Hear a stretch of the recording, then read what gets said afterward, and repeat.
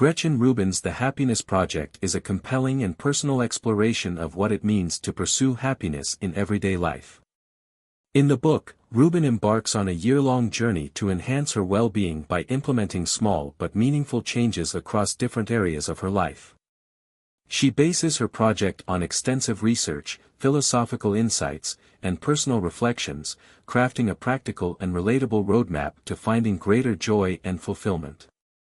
Unlike many self-help books that offer abstract advice, The Happiness Project is grounded in Rubin's own experiences, making it both inspirational and actionable.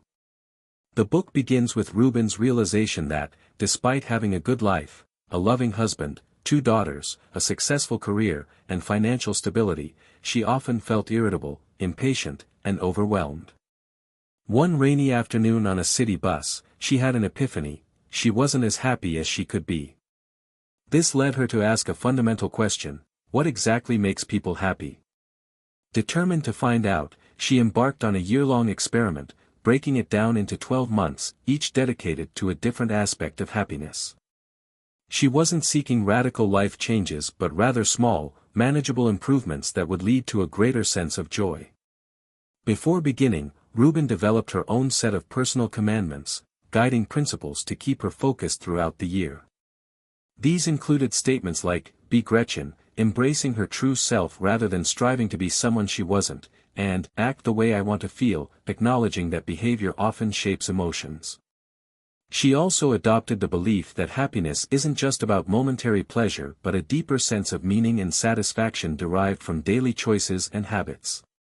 January was devoted to boosting her energy, as she recognized that physical well-being was foundational to emotional happiness.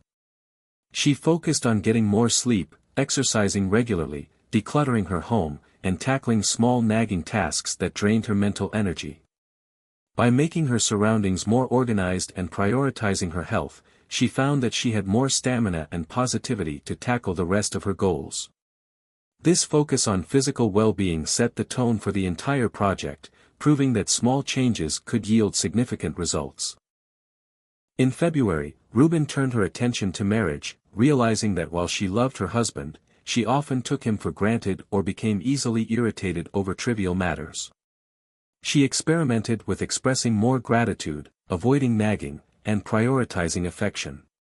Rather than expecting her husband to change, she worked on changing her own reactions, which in turn improved their relationship. She discovered that small gestures of kindness and appreciation strengthened their bond in ways she hadn't anticipated. March was dedicated to work, an area where she already excelled but wanted to find more fulfillment. She aimed to enjoy her career more by tackling challenging projects, avoiding procrastination, and embracing the joy of learning. She also examined the relationship between ambition and happiness, realizing that while success was rewarding, the process of working toward meaningful goals was just as important as achieving them. April's focus was parenthood. Rubin wanted to become a more patient and present mother, recognizing that the demands of raising children often led to frustration. She implemented strategies like singing in the morning to set a positive tone, remembering that the days are long, but the years are short, and allowing herself to be more playful with her daughters. By shifting her perspective, she found greater joy in everyday moments with her family.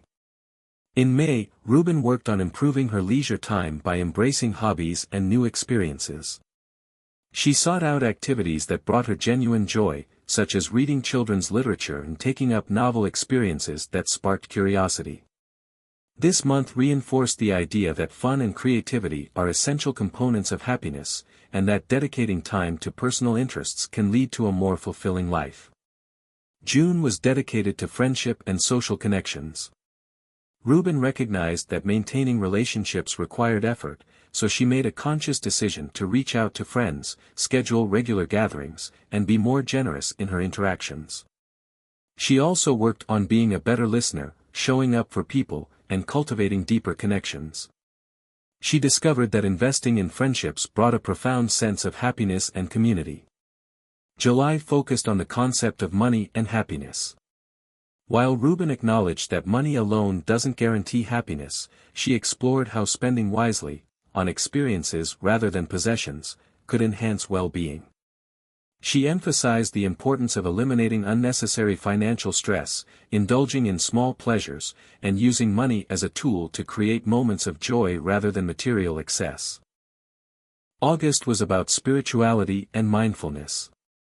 She explored practices like meditation, gratitude, and seeking a sense of purpose. By reflecting on deeper existential questions and appreciating the present moment, she found that happiness was often rooted in gratitude and a sense of connection to something greater than herself. September's focus was pursuing passions and fostering creativity. Rubin embraced the idea that happiness comes from engaging deeply in meaningful work and allowing room for creative expression. She revisited her love for writing, explored new interests, and pushed herself to embrace challenges outside her comfort zone. In October, she focused on paying attention to life's small moments and cultivating mindfulness. She realized that true happiness wasn't necessarily about big achievements but in savoring the present. She experimented with simple pleasures like enjoying the beauty of nature, keeping a gratitude journal, and being fully present in conversations. November was about acts of kindness and generosity. Rubin found that doing things for others, whether through volunteering, small thoughtful gestures, or simply being more compassionate, brought her immense joy. She confirmed that happiness often increases when shared and that making others happy, in turn, makes us happier. Finally, December was a time for reflection. Rubin reviewed her year and acknowledged that happiness is an ongoing process rather than a final destination. She didn't claim to have unlocked the ultimate secret to happiness, but she had learned valuable lessons. Small changes lead to meaningful results, gratitude amplifies joy, relationships matter deeply, and happiness is something we cultivate through our daily choices. Rubin's project wasn't about achieving a perfect life but about learning to appreciate and maximize happiness within an imperfect one. Her journey resonated with many readers because it offered realistic, actionable steps rather than lofty, unattainable goals. The book encourages readers to create their own happiness projects, tailored to their individual needs and values. For those who want to explore the themes of the Happiness Project further, many have turned to discussions, book clubs, and even YouTube summaries that break down Rubin's ideas in engaging ways. A YouTube introduction to the book might highlight her main discoveries, practical takeaways, and personal anecdotes, making it a great starting point for those who prefer a visual and interactive approach.